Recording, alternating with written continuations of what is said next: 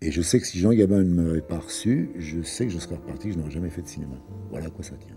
En 1954, un acteur renaît au box-office. Jean Gabin dans Touchez pas au Grisby de Jacques Becker. Ce film marque un tournant dans le cinéma français et voit les débuts d'un autre géant du cinéma français, Lino Ventura. Entre les deux hommes, l'entente est immédiate, donnant naissance à une relation professionnelle et amicale. Voilà à quoi ça tient.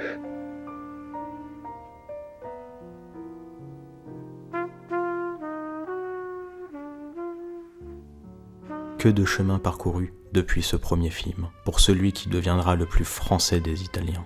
Né à Parme en 1919, Angiolino Giuseppe Pasquale Ventura grandit avec sa mère, qui décide de partir en France, à Montreuil, pour lui offrir un avenir meilleur face à la crise économique en Italie. Très vite, Lino Ventura enchaîne les petits boulots. Groom, coursier, vendeur de journaux.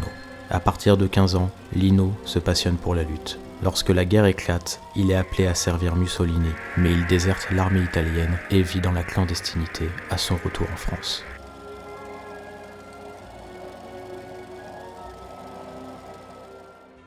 Après la guerre, il devient catcheur professionnel et décroche même le titre de champion d'Europe en 1950. La même année, un accident met fin à sa carrière de catcheur. Et Lino devient organisateur de matchs jusqu'à ce qu'il croise la route d'un réalisateur qui recherche un colosse. Jacques Becker rencontre Lino Ventura et décide donc de l'engager pour jouer Angelo. Lino négocie un salaire exorbitant pour un débutant, 1 million, pour en accepter 600 000 finalement. Sa nouvelle vie d'acteur est lancée.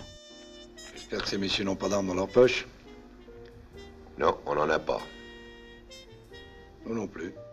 Touchez pas au Grisby, adapté d'un polar d'Albert Simonin, révolutionne le genre en France, démystifiant la mythologie du gangster et introduisant le langage argotique. Le succès est immédiat, et même aux côtés de Jean Gabin et de Jeanne Moreau, Lino Ventura parvient à se faire remarquer. Pas d'indiscrétion, tu vois. J'étais en train de féliciter la belle Josie. Il y a de quoi, mon pote? Je viens de la salle, Josie. Comme ça. Elle est marrante, hein. Oui. Allez, je vous laisse. Et merci pour Marco. Hein. Oh, t'es dingue, voyons.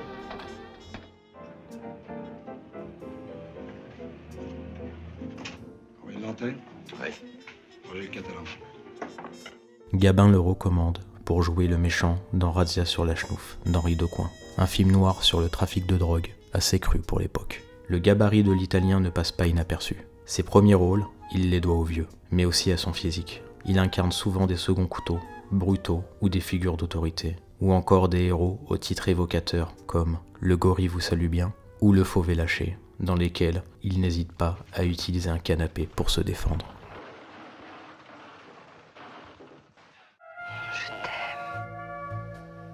Pendant cette période, il joue dans le classique de Louis Malle, Ascenseur pour l'échafaud, précurseur d'un mouvement qui naîtra 1 an plus tard, la Nouvelle Vague.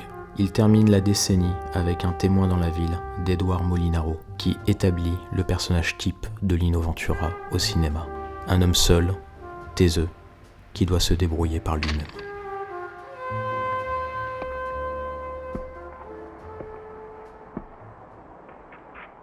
Le film suivant inaugure les années 60 et correspond parfaitement à l'homme et à l'acteur qu'est Lino Ventura. Classe to risque de Claude Sautet.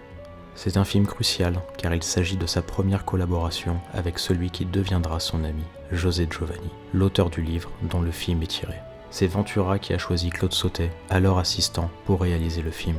Il y incarne Abel Davos, un gangster en cavale inspiré d'un vrai truand, Abel Danos. Seul avec ses enfants, après avoir été abandonné par ses vieux copains du milieu, il doit s'associer avec un jeune Belmondo pour essayer de se refaire. Ce rôle, avec ses dimensions tragiques et mythologiques, influencera ses autres rôles quasiment jusqu'à la fin de sa carrière et définira la persona de Lino Ventura. Voilà. Dans la rue, on pourra plus marcher ensemble, comme avant. Il faudra que tu marches derrière, que tu tiennes Daniel par la main et que vous vous quittiez jamais. Tu marcheras à 10 mètres. On n'aimait pas parler de vous. Vous aimez ça, vous? Lino était connu pour sa droiture, sa fidélité en amitié, sa pudeur et certains principes, comme celui de ne pas embrasser une femme à l'écran. bien qu'il ait fait une exception. I don't suppose you're the kind of man who'd kiss a girl on a station platform? Non.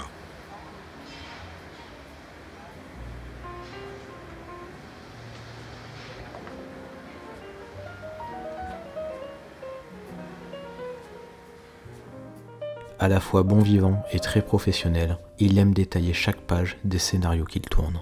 Une grande partie de ses débuts est constituée d'adaptations de la série noire, du polar donc. Mais il y a aussi des films de guerre, comme Un taxi pour Tobruk, des films durs. En 1963, il s'aventure dans le pastiche de la série noire, avec un film qui deviendra l'une des comédies françaises les plus cultes de tous les temps.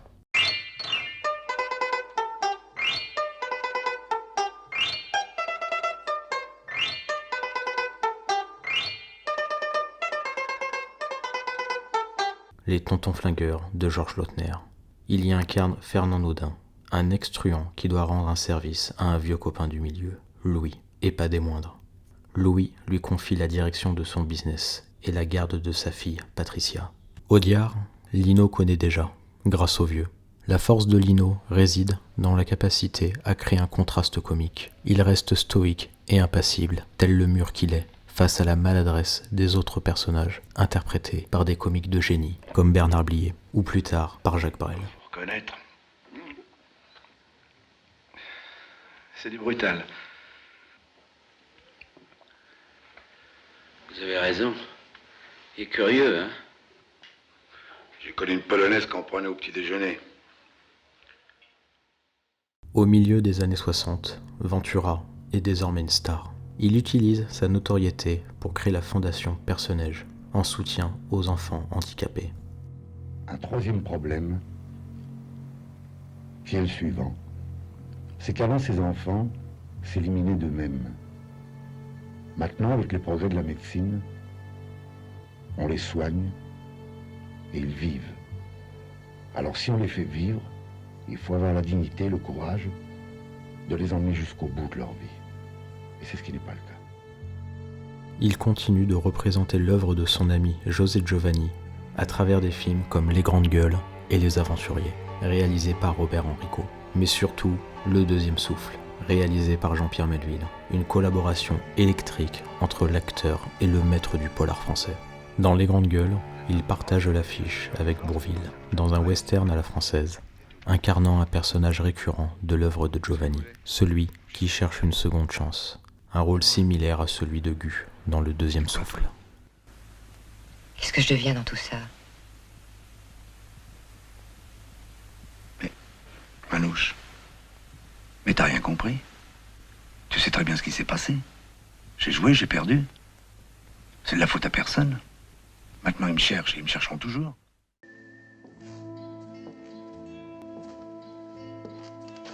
La décennie se conclut par deux films cultes.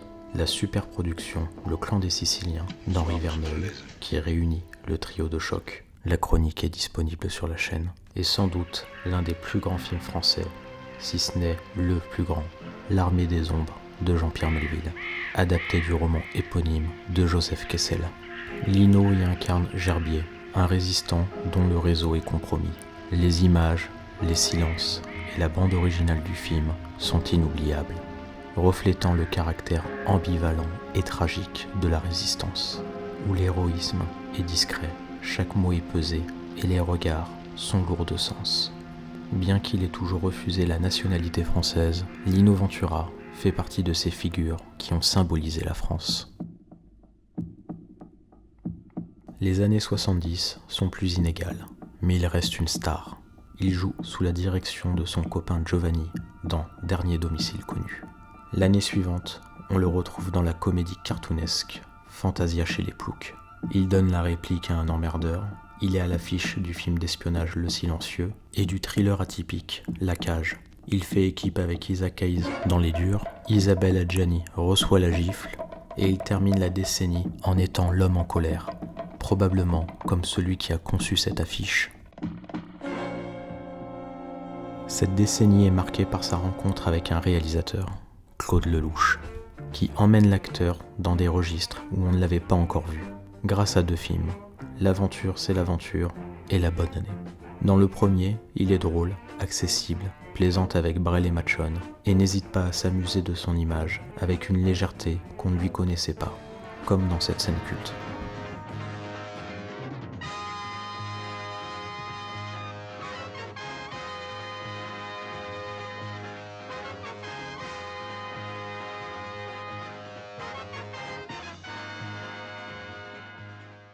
Dans La Bonne Année, Françoise Fabian brise sa carapace. Il accepte même de jouer une scène de lit, conscient de son importance pour le film. Lelouch parvient à capturer un Lino joueur, tendre, pudique, vrai. Du moins, on aime le croire ainsi. En 1975, il donne la réplique à celui qui incarne la relève d'une génération au jeu plus spontané, Patrick Devers, dans Adieu poulet. Là encore, Lino impose ses conditions. Ventura fait acheter le livre par deux grands producteurs qui étaient Sania Nouchkine et Danziger, et j'adapte en fonction du livre. Et puis il me téléphone, Lino, en me disant, est-ce qu'on peut c'est toujours comme ça, là, le tueur, est-ce qu'on peut déjeuner ensemble? Je lui dis, oui, cette voix comme ça. Je dis, oui, j'étais toujours terrorisé, moi. Et j'arrive au Tonguien, qui est un restaurant sur les Champs-Élysées, là. Il s'installe en face de moi, et c'était le livre. Il me dit, Lino ne se fait pas acheter par une pute. Lino ne se fait pas entretenir par une pute. Là, je suis surpris, je lui dis, mais Lino, c'est pas toi, c'est le personnage qui se fait entretenir par la pute. Ouais, t'as raison, t'as un point, là, toujours comme ça, t'as un point, là. Et Lino ne se fait pas entretenir par une pute. Je lui dis, mais écoute, Lino, c'est le livre. Et puis je te pose une question quand même. Quand dans Le Rouge et Mis de Granger, tu tues 33 personnes à la mitraillette, c'est toi ou le personnage? T'as un point, là. Je lui dis, bon, c'est gagné, pas du tout. Lino, alors je lui dis, on va être là pour le petit déjeuner demain matin. Et c'est pour ça que j'ai dû tout changer. Bien que le film s'éloigne du roman dont il est tiré, donc, et qu'il ait sa propre identité, il tire de nombreuses qualités des contraintes de ses acteurs. Ton frère a tué un de mes hommes. Si t'as de ces nouvelles, je te conseille de me prévenir.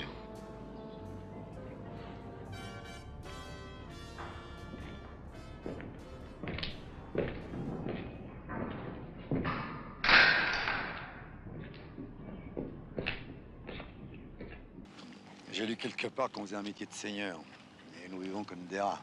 C'est comme si les années 80 bouclaient une boucle. Lino retrouve la pure série noire avec Espion lève-toi et le chef-d'œuvre Garde à vue, dont vous pouvez retrouver la chronique sur la chaîne. Pour son dernier grand rôle, dans 100 jours à Palerme, où il joue en italien, il incarne un général qui lutte contre la mafia. Mais surtout, lui qui a débuté aux côtés de Jean Gabin, il suit les traces du vieux, en incarnant à son tour le héros populaire français par excellence, Jean Valjean. Comme tous les acteurs qui ont représenté la France à un moment donné, il a incarné avec ses tripes ce rôle qui le renvoyait à son enfance plus que précaire. De misérable à grand acteur, Lino Ventura a bâti un vrai patrimoine cinématographique en seulement 3 décennies, chacune ayant ses classiques et dont l'héritage perdure encore aujourd'hui.